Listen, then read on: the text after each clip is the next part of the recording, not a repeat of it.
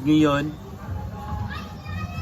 share nyo po sa akin dito kung ano po yung goal nyo sa taong 2024. Kayo ho ba ay naghahanap ng dagdag kita at magandang pagkakitaan kahit meron kayong trabaho sa ngayon, kahit isa kayong OFW?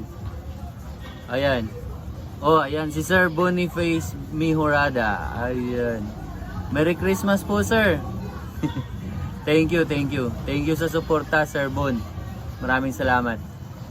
O nga pala, ano nga ba ang magandang negosyo na pwede mong simulan para sa taong 2024?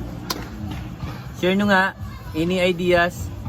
Sir Bon, ano yung sayo? Anong ideas mo? O nga pala, sa